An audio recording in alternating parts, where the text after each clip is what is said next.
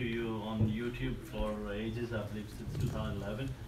Um, Question relevant to the topic is since I believe 1900 when Ottoman Empire was fallen, 1918 somewhere.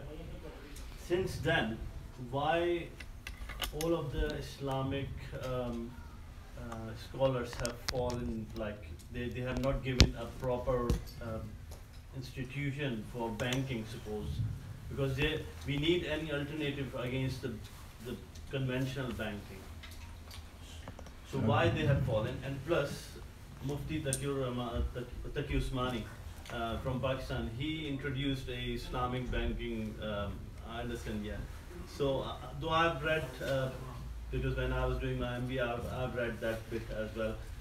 Still, it didn't make any sense. It's like a sort of another phase of conventional banking.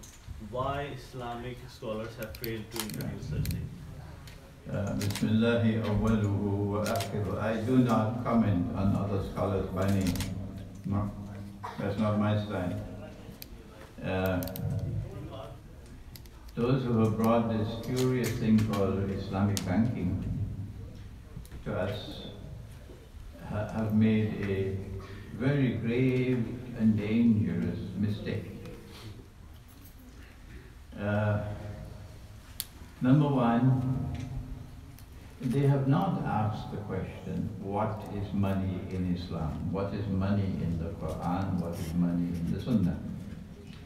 I have addressed this in a little booklet at the back entitled The Gold Dinar and Silver Dirham, Islam and the Future of Money. But there is a chapter in that booklet I still have to write when I get the chance, the chapter on the petrodollar. You cannot get a fatwa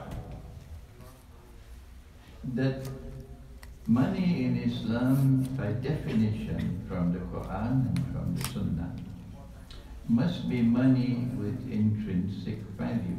The value of the money must be in the money created by Allah.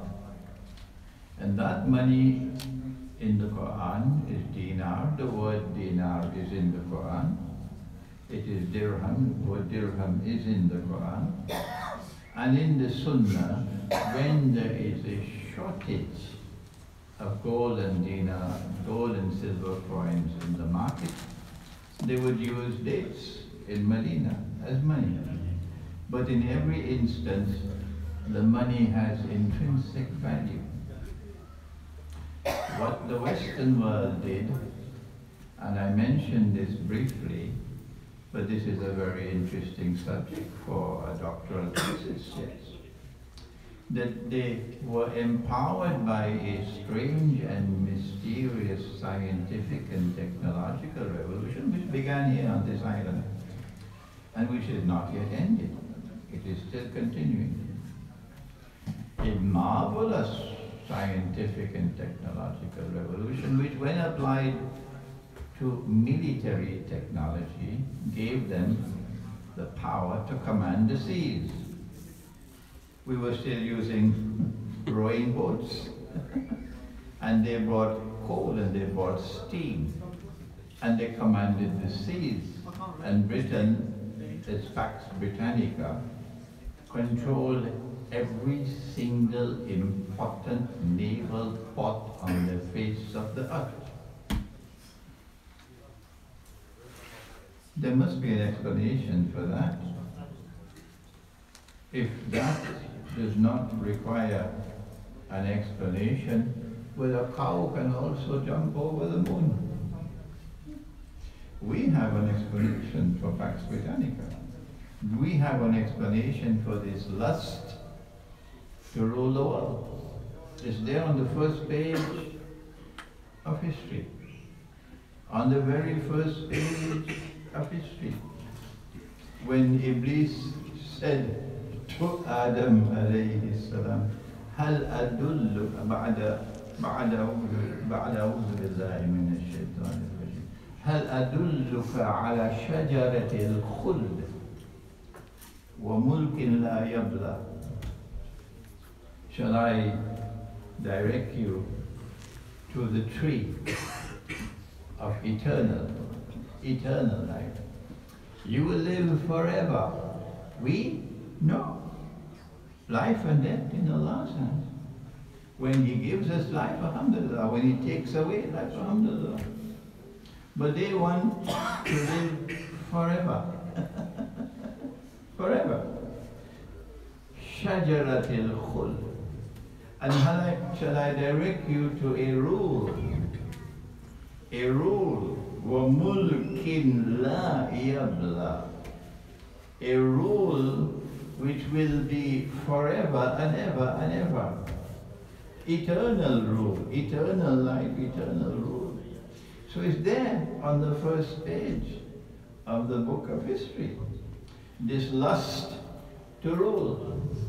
And then came the manifestation of this lust to rule in the world of politics. We recognize Pax Britannica. We say this is the first stage of DAJJAL's mission, that he wants to rule the world from Jerusalem. And the second stage was Pax Americana, where technology now moves from ships to the sky. I traveled by air for the first time in 1961 when I was 19. I was terrified. Oh la la. I thought the aircraft would crash. And the first time I'm flying. The United States did what Britain did. Britain controlled the seas and therefore ruled the world. The United States controlled the air and ruled the world. Okay? When Britain ruled the world, Britain created the Bank of England and then substituted the gold, the British sterling pound was gold. Oh yes, it was gold. And then the Bank of England started issuing paper instead of gold. The scam started then. And they did it for the rest of the world. They first colonized the rest of the world because they had the military power to do it. I did mention it in my lecture, that British or Western imperialism didn't go to India for peanuts. No, they went to India to eventually take control of India and transform India. But if you don't think, if you're content to eat your biryani and go home and sleep, the world will move on and leave you behind and you'll be slaves. So when they colonized India so they could transform India into a carbon copy of themselves. وَلَن تَرْضَى عَنْكَ الْيَهُودَ وَلَا النَّصَارَى حَتَّى تَتَّبِيَ مِلَّتَهُمْ. Allah warns us in the Qur'an that they will not be content until they get you to become carbon copies of themselves. Our institutions of Islamic learning, the Darul Ulum, don't study this. So while there is sincerity, there's love for Islam and dedication, the students spend 12 years studying, and we have to respect that. And it's usually the children of the poor.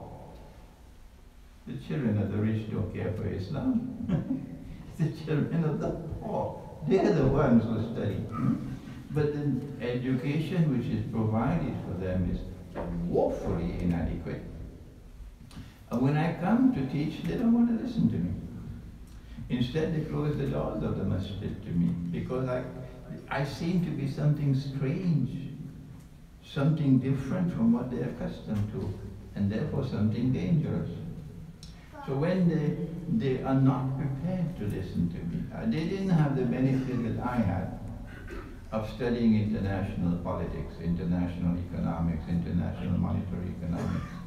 As a student at the Alimia Institute of Islamic Studies in Karachi, I studied the Islamic philosophy of science. My teacher brought one of Pakistan's most eminent scientists in the classroom to teach us the Islamic philosophy of science. Where is this in the Darul Ulum? Okay? I had the benefit in the classroom of studying, using a methodology for the study of history. A teacher who was an eminent philosopher taught me the philosophy of history. Because of that, I have been able to do the subject of Akhir Zaman. If I didn't have philosophy of history, I couldn't do it. I lectured once at the Darul Uloom Newcastle in South Africa. And Maulana Sima was about 87 years of age. An old man, a very lovable man, and he was the head of the Darul. And I was invited to speak on Islam and the international monetary system. And I lectured for about an hour and a half. Maulana Sima sat down right in front of me. Now he's passed away, may Allah have mercy on his soul. And then after the lecture, a question and answer session which lasted another hour and a half. And when it was finished, he got up. The old man, he put his arms around me, he hugged me, he said, "We have to teach this subject in the Darul Uloom." Those were his words, with almost tears in his voice. But no, it's not being done. So what do? I have done my best 20, 25 years now, but they're not prepared to. Instead, they close the doors of the masjid to me. So what else can we do but to try to build a new generation of scholars of Islam? And this is a very fertile ground. Britain. A young man born in Britain, born here, grew up here. Maybe your parents were from Pakistan or from Egypt or from Morocco, wherever, Bangladesh, Indonesia. But you were born here and you grew up here. And you know the Western world firsthand. And you studied Islam. You maybe graduated from a Darul. Now you're right, come to me. And they're coming to me. I'm visiting Britain now for only 1 year. I never come for more than 3 weeks. That's the maximum 3 weeks. And they're coming, mashallah. And I'm getting a chance to teach them. And this has never happened to me in other parts of the world. Only here. And in France. But the problem in France, of course, is the language. I'm going to have to go back to school to learn. Just my French is not good enough.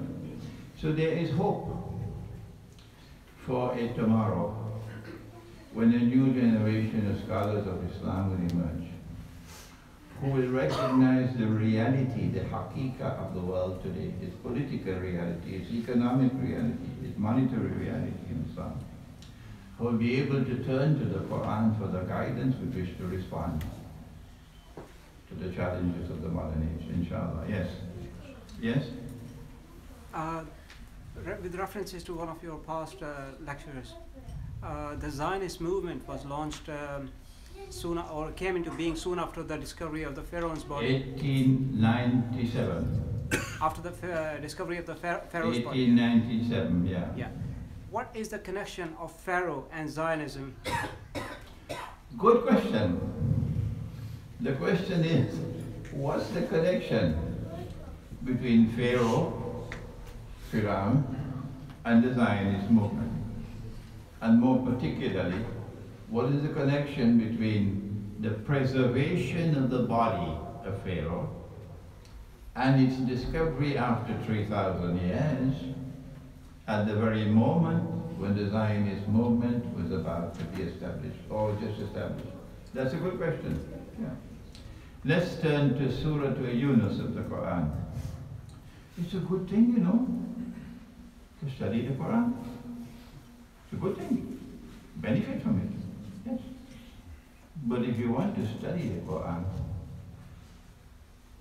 you have to take the first step first, and then the second, and then the third. Pehla kadam.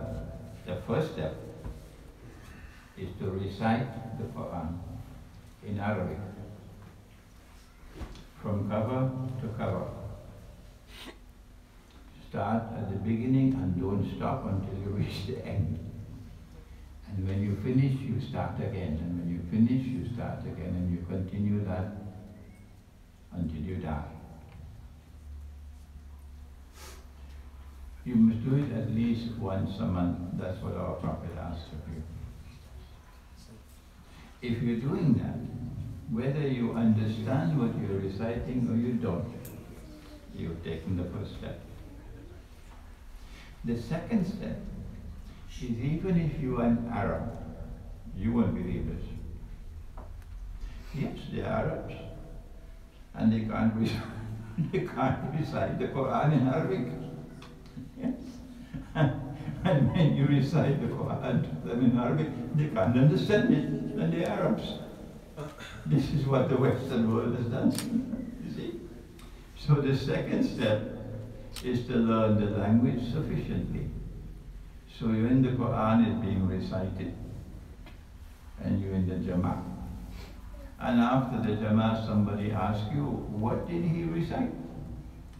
You won't say, well, I don't know what he said, but it was a nice tune, you know. If you remain like that, without making an attempt to understand what he is reciting, you're disrespecting the Qur'an. And therefore you're disrespecting Allah. The third stage comes at the end. Very, very difficult for third stage. The third stage is when you pass the stage of simply understanding the Qur'an, you know studying the Qur'an. And when you study the Qur'an, you need the proper methodology for studying the Qur'an. I have a book at the back entitled Methodology for Studying the Qur'an. So now you're not only swimming, you learn to dive. Then you can fall in love with the Qur'an. Yes? You fall in love with the Qur'an when you learn to dive. There are pearls scattered at the bottom of the sea. And when you dive down, you can pick up a pearl if Allah blesses you. If Allah blesses you. And so, this is the first step if you want to turn to the Qur'an. You have to recite the Qur'an. Are you listening to me? Yes. From cover to cover. In Arabic. Every day. Rosanna. And when you finish, you start again. And when you finish, you start again. So let's turn now to Surah 2. Yunus. And Pharaoh is drowning. And when he's drowning, then he realizes something. Oh my gosh, I said, I am the Lord God. Ana Rabbukumul A'la, but it seems as though I'm not God because I'm drowning. So now he realizes and he makes tawbah. He says, oh no, I now recognize I made a mistake. And I now affirm my belief in the God of Musa and Banu Israel. This is underneath the water, eh? Underneath the water. Nobody knew of this. Until the Qur'an was revealed, nobody knew about this. No Jew knew about this. No Christian knew about this. So then Allah then responded when Pharaoh said that I now believe in the God of Banu Israel.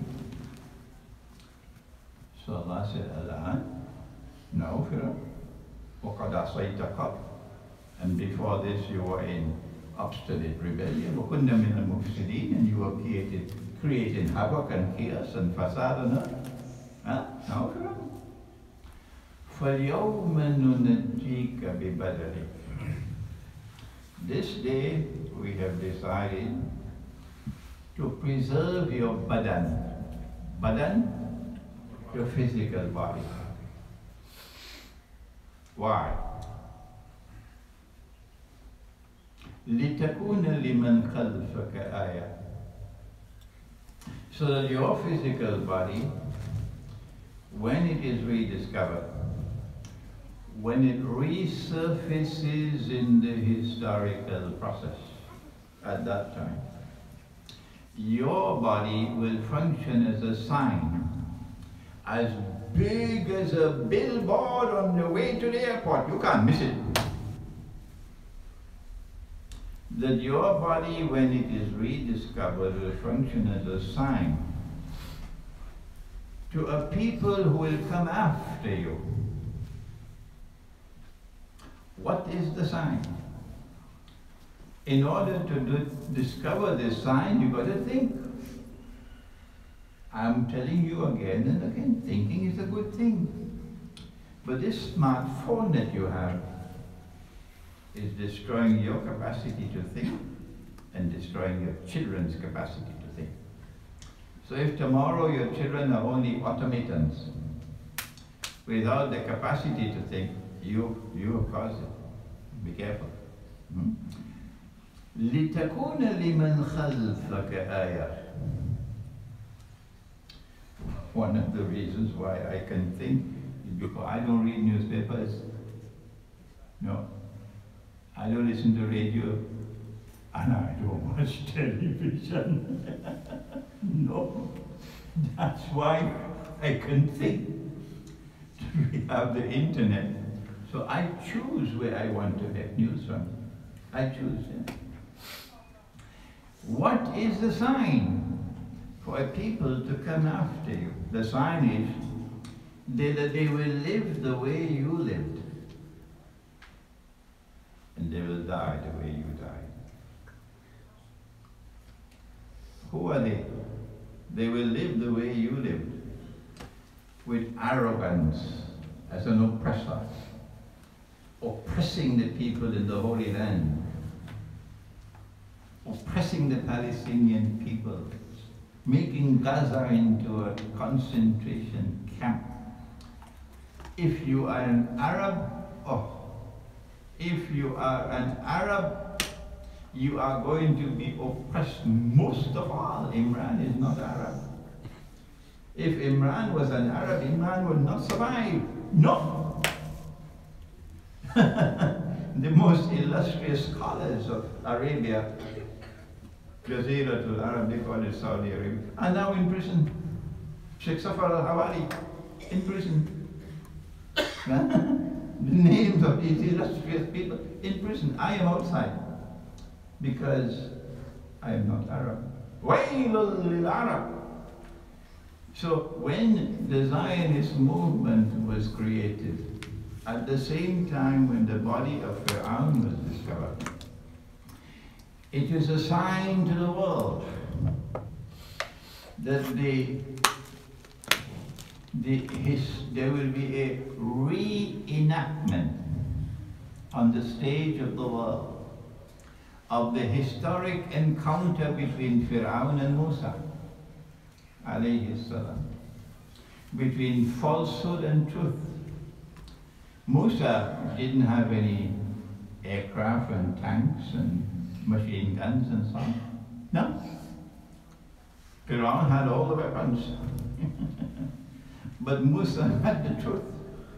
And so history is going to end with the people who have the truth, with nothing except stones in their hands. What a beautiful way. What an absolutely beautiful way for history to end. That those who have the truth, they have only the stone in their hand that Nabi Dawood alayhi salam had. And those who follow the path of Pharaoh, they have all the weapons. They are arrogant, they are proud, they're ruling the world. But Allah is saying, when this body is discovered, this is the last countdown of history. And history will end with these people dying the way Pharaoh died. That's the answer to your question. Yes? Assalamu alaikum, Shaykh. Jazakallah khair for your presentation. You mentioned how Imran Khan needs to remove Riba from the system of Pakistan. And you talked about all the dangers of Riba. What if someone was to say, though, he doesn't have a choice? The system of Pakistan won't allow him just to stop taking Riba. And we can't just bring some rules of Islam when the whole system that is there is not according to Islam. What would you say to this? Allah says in the Qur'an, لا تقنطوا من رحمة الله. Do not despair. Do not despair of Allah's mercy. Allah says in the Quran, وَالَّذِينَ جَاهَدُوا فِينَا. Those who struggle with the truth which has come from us, لَنَهْدِيَنَّهُمْ سُبُلَنَا. We will open doors for them where doors do not exist. We are a people who are inspired by Sayyidina Imran Hosein radiallahu ta'ala, the grandson of the Prophet. He refused to bow his head before the arrogant oppressor. Today the arrogant oppressor is controlling the Kaaba, and he's butchering and killing the people of Yemen with impunity. Innocent people of Yemen for whom the Prophet prayed, Allahumma barik lana fi shamina wa yamanina. Yes. Nabi Muhammad alayhi salatu wasalam's grandson, he showed us the head which bows before Allah will not bow before the oppressor. Pakistan has a leader now who is the captain of the team. He has backbone. And I am confident that he's not going to bow his head before the oppressor. I'm confident that they cannot buy him with Saudi riyals and with US dollars. But yes, you are right. There's no way that he can succeed when every government before him failed. There's no way. Unless and until he recognizes that absolute truth is in the Quran. And the Quran came to explain all things. And therefore there must be in the Quran that which explains Pakistan's economic and monetary predicament, and that's why I'm here today. And there must be a guidance in the Quran how to extricate yourself. That has not been taught in Pakistan. Why? Because the Darul Uloom cannot produce. It cannot produce the scholar who knows the subject, because they don't teach it in the Darul. I don't want to mention any names.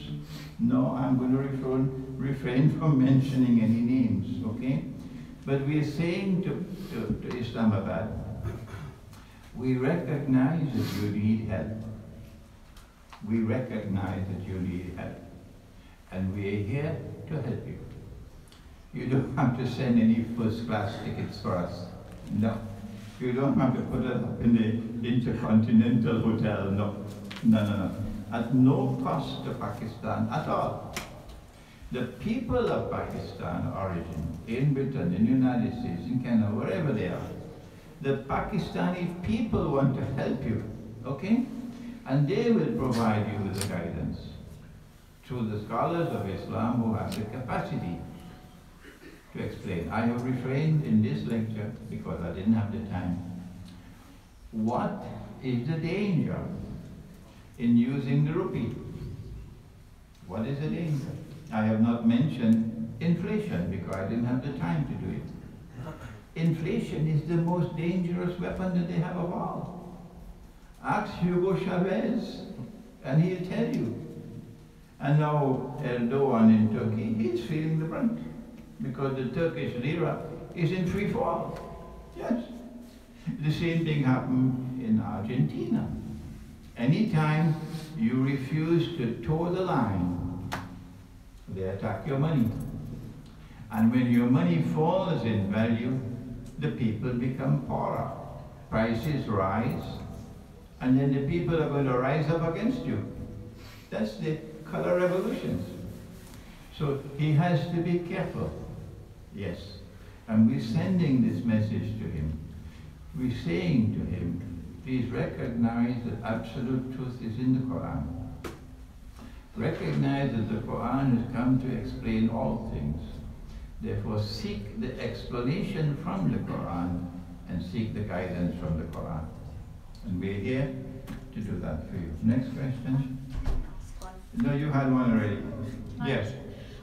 You said in the beginning, the ayat, Akmaltu lakum dinakum. What's that? اليوم أتممت لكم دينكم. Okay, yeah. Okay. That was the ayat that came, but there was I believe, correct me if I'm wrong, there was an ayat that came afterwards as well, ayat al-Balligh. What is your view of that ayat? There is only one revelation which came down after Al-Yawma Akmaltu Lakum Dinakum. I did mention to you on the authority of Abdullah ibn Abbas that the revelation which came down on Riba in Surah Al-Baqarah 279, 280 and 281 is the last revelation. That's the last one. That's So the where last. does the ayat al-Balligh come in? I have no other answer for you, yes. Yeah. Assalamu alaikum, Shaykh. Assalamu alaikum, Shaykh. Yeah. Assalamu alaikum, Shaykh. Wa alaikum salam. Yeah, Alex. Take it? Thank you for your time. Thank you for your time for coming all the way to London to give us your talk. My question. I like your biryani. Go ahead. I can make you some. Thank you. My question. Hyderabadi biryani. Be careful, eh? Hyderabadi. Maybe. My question is on compound interest. Compound interest. Ada'afam muda'afa. Yeah. Surah Ali Imran. Go ahead. Yes. And is it jais for us to earn money from compound interest? It is painfully sinful. Gruesomely sinful to earn money from interest. It is prohibited.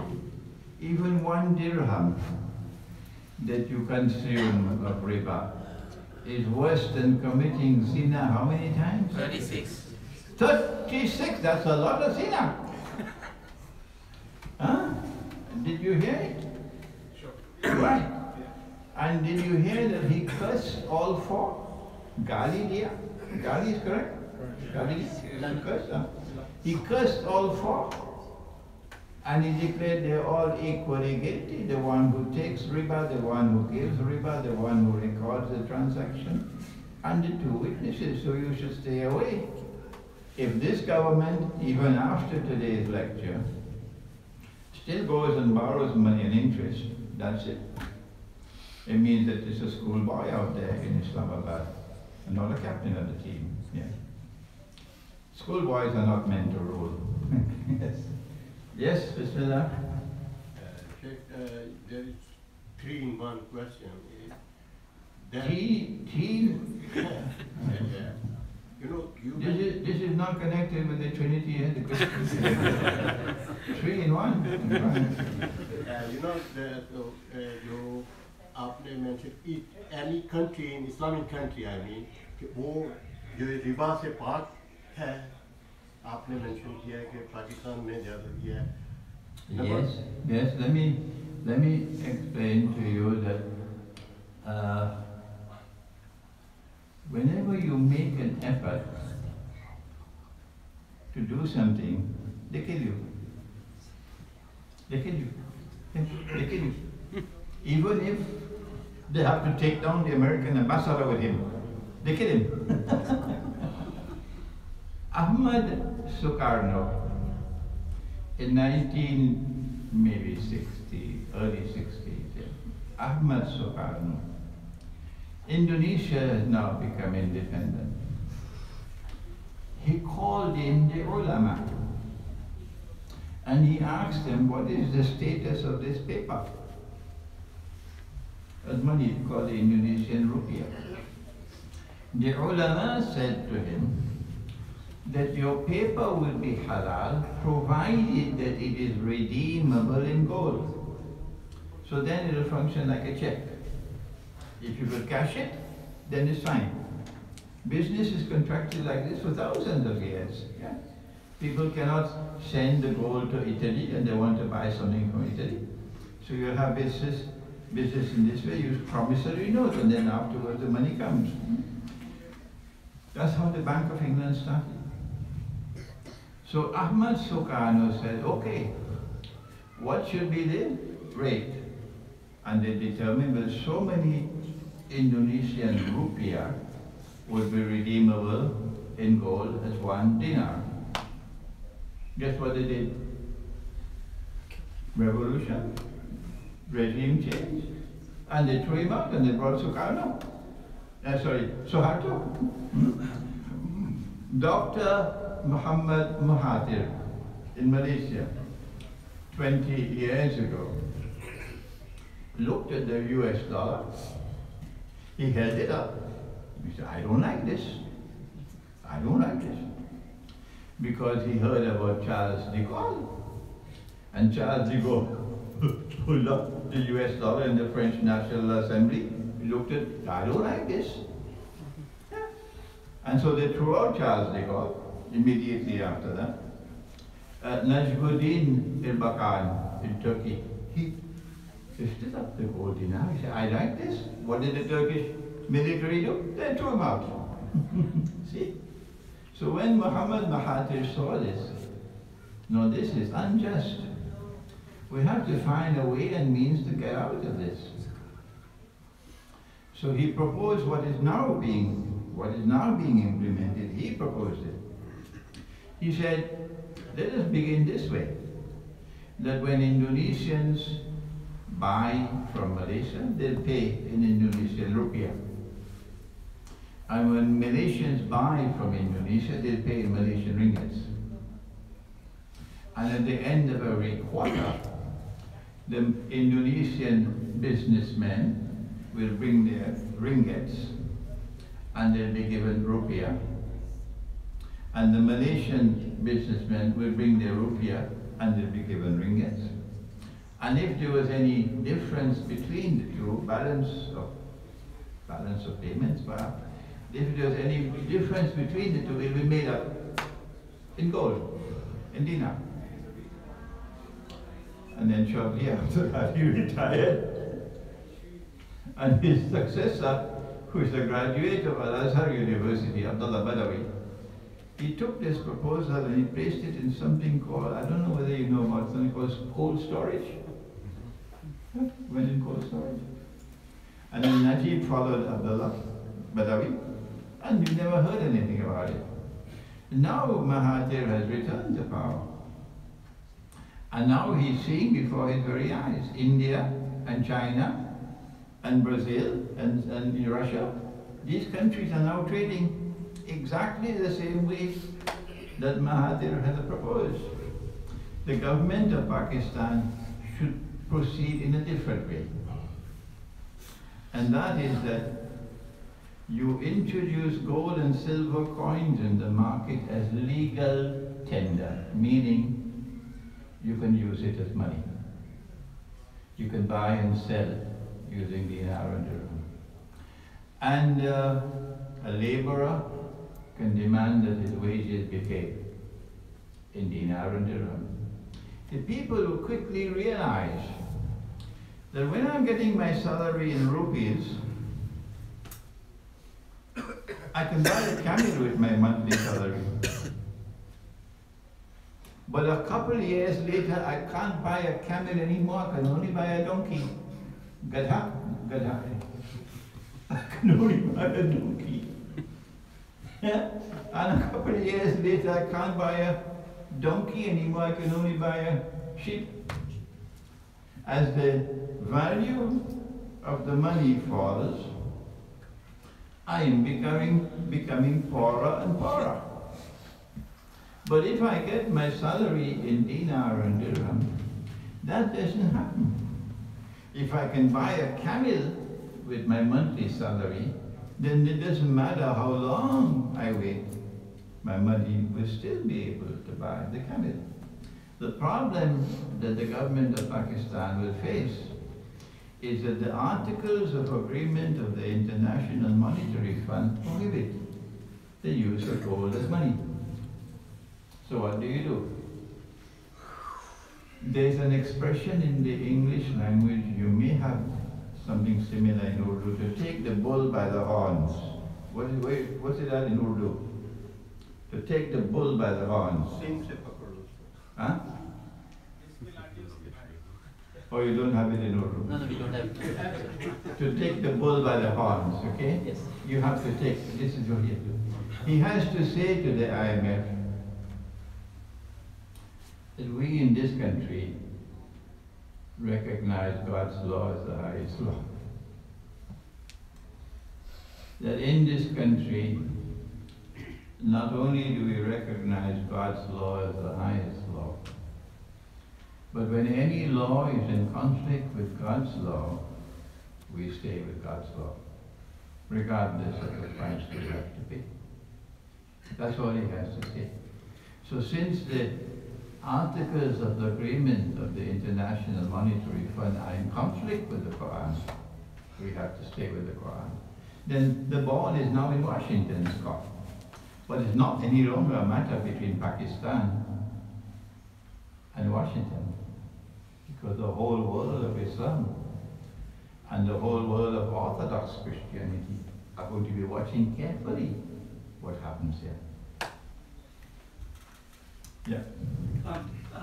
My question is about the interest-based banking, and you mentioned that interest-based economy eventually fails, but we appear to see that the West is very wealthy, so is Japan, so is China and America. So what is the key to their success? If you are lending money on interest, then you are going to be not only permanently rich, but keep on growing richer. Don't expect that the Chinese would know about the law in the Torah. It's a communist government in China. What Pakistan has to do is to say to China, we are your friend. And in order for us to be more valuable to you, we want to get out of our present state of debt. So all the loans that we have taken from you, we want from you that the interest which is due on these loans should be written off. And then we will commit ourselves to repay the capital sum we borrowed from you. We don't want you to reduce the interest rate to 1% or 0.5%, no. If you refuse this request, then our relationship with you is going to be different, because we're not going to be borrowing any more money from you. No. The Chinese are businessmen, and they understand business, and they understand the link between politics and economics, and the importance of Pakistan for them. And if they have success in their relationship with Pakistan, that the rest of the world of Islam will become more friendly to them. There will be more opportunities for the Chinese to penetrate and make friendly relations with the rest of the world of Islam. If we can establish this relationship, Pakistan wants to be free from debt. Har. And in order to be free from debt, one of the steps we have to take is to try to eliminate the interest payments. You have to negotiate with the Chinese, and I believe that the Chinese will be willing to listen to you. Yeah. Assalamu alaikum, respected Mulana. I have a question related to today's topic. What Islamic point of view appointing a non-Muslim on a prominent advisory council? Like Imran Khan has put a Qadiani into the financial advisory council. Yeah, I am very happy about this question about the Ahmadi. Yeah. There are a couple million Ahmadis in Pakistan. A couple million Ahmadis in Pakistan. Most of them don't understand the ABC of the implications of being an Ahmadi. The most dangerous thing that has come from the Ahmadiyya movement is not the claim that Mirza is a Nabi. Whether he's a Hakiki Nabi or Zilli Nabi is irrelevant. This is not the most important danger. This is dangerous, yes, but the most important danger which has come from the Ahmadiyya movement is the claim that Nabi Isa alayhi salam died a natural death in Kashmir, was buried there, and is not coming back. But it's the most dangerous one of all. Because at the heart of Islamic eschatology, the center, the core of Islamic eschatology is the Messiah and the false Messiah. What do you do with the Ahmadiyya movement? You have to, in 1976, I think it was, when the Bhutto government took the matter to the parliament. In Pakistan it's called the National Assembly. Yeah. And there was a resolution adopted unanimously in the Pakistan National Assembly designating the members of the Ahmadiyya movement as non-Muslims. Okay? Not only do you have the problem of the Ahmadis, but you also have the problem of secularized Pakistanis who had the university education either at home or abroad, and as a consequence are not prepared to accept that absolute truth is located in the Quran. And therefore their head must bow before what is in the Quran. This is not possible for a secular mind. So are we going to write them off? Write off the 3 billion Ahmadis and write off millions of secularized Pakistanis? No. When Nabi Muhammad ﷺ arrived in Yathrib, now known as Medina, he found people who were hostile to Islam, Arab tribes and Jews.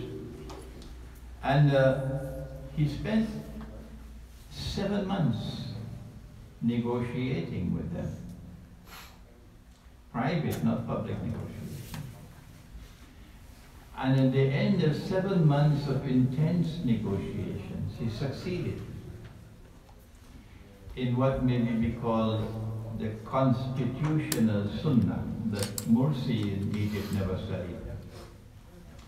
And the constitutional Sunnah brought together a state in which all the units of the state participated in harmony with each other. Good? And he was not the head of the state. No. He was the head of his community. But he was the arbiter in respect of the constitutional agreement called Mithaq of Medina. If there were any differences of interpretation or understanding, he will decide. That is his status. What Pakistan needs to do is to have a dialogue with that secular elite which is barking like dogs for the longest while, dancing to every tune that DAJJAL plays, waging war on Islam and demonizing all of us, including Imran Hosein, as mullah, mullah, mullah, mullah, mullah.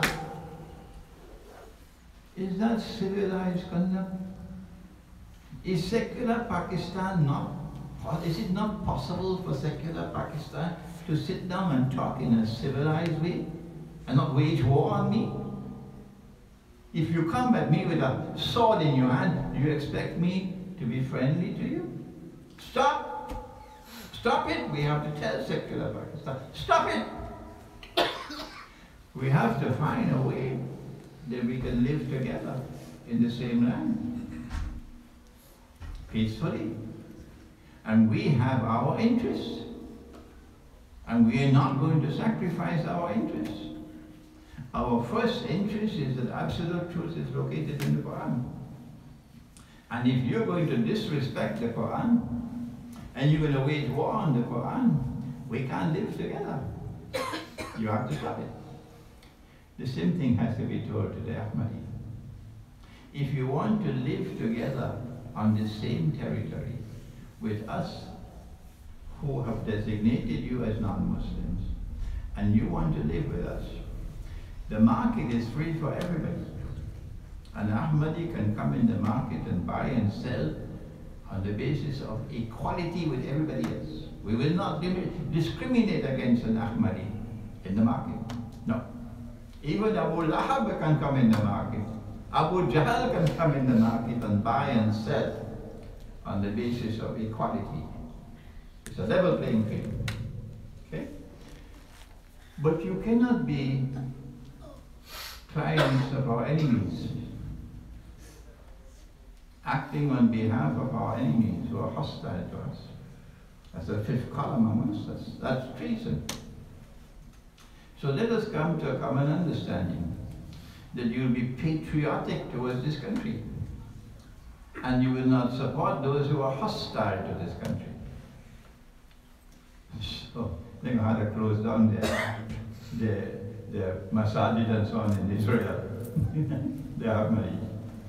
Once the Ahmadi realizes that he cannot be a client of the enemy and yet live in Pakistan and live peacefully in Pakistan, you now have the possibility of a constitutional agreement which will define how the Ahmadi can live in Pakistan peacefully. And the Pakistani people will not be waging any war on you. And you can do your business as free, as equal with anybody else. And similarly with the secular Pakistani. But you need intelligent government to build that new constitutional agreement. Yes. I just got a call. I have to catch a flight tomorrow. And we've had a long day. Okay? I think you should allow me now, because I have to fly tomorrow. And we have indeed covered a lot of ground tonight. And we pray that Allah subhanahu wa ta'ala will take these words to Islamabad. And we can address the subject subsequently in greater detail, but this is enough. So one thing I have not done tonight is to explain the process through which you deal with the banking system. You deal with the money lender, because that is a complicated process and it takes a long time. We pray that Allah subhanahu wa ta'ala may bless Dr. Ridwan Salim and the Ha Meem Foundation who kindly organized this session today.